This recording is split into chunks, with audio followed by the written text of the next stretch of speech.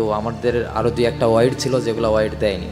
Even আমার আউটটা umpires call ছিল। তো আমার আইসিসি যেটা নিয়ম করেছে, আইসিসিতে মামলা করব, ম্যাচ হারেনি আম্পায়ার ওদের কেনা ছিল।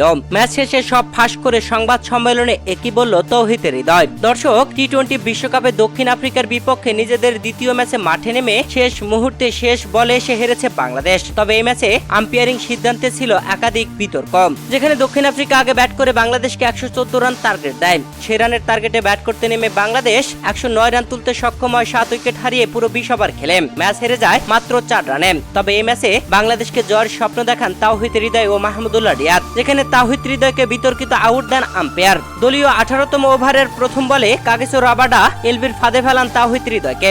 বলটি অনেক উঁচু এবং স্টাম্পের বাইরে ছিল, তবে আম্পায়ার সাথে সাথে আঙ্গুল তুলে দেন। এরপরে তাওহিদ হৃদয় রিভিউ নিয়েছিলেন। রিভিউতে স্পষ্ট দেখা যায় বলটি নট আউটই ছিল, তবে আম্পায়ার কল থাকায় থার্ড আম্পায়ার এটিকে আউট দিতেই বাধ্য হয়। সেখানে তাওহিদ হৃদয় 37 রান করে প্যাভিলিয়নে ফেরেন। শেষ মুহূর্তে এসে বাংলাদেশের শেষ 2 বলে প্রয়োজন ছিল 6 রান। সেখানে মাহমুদুল্লাহ রিয়াদ পঞ্চম বলে বিশাল একটি ছক্কার মার দিয়েছিলেন, তবে একদম সীমানার উপর থেকে এডেন মার্কারাম ক্যাচ ধরে নেন। বাংলাদেশ শেষ পর্যন্ত 4 রানে ম্যাচ হেরে যায়। ম্যাচ হারের পরে সংবাদ সম্মেলনে এসে চমকে দিলেন তাওহিদ হৃদয়, সরাসরি জানিয়ে দিলেন আমার আউট এই ম্যাচ হেরেছে। দর্শক, এ সময় তাওহিদ হৃদয় বলেন, আমার আউটটা না দিলে এইভাবে আমরা হারতাম না।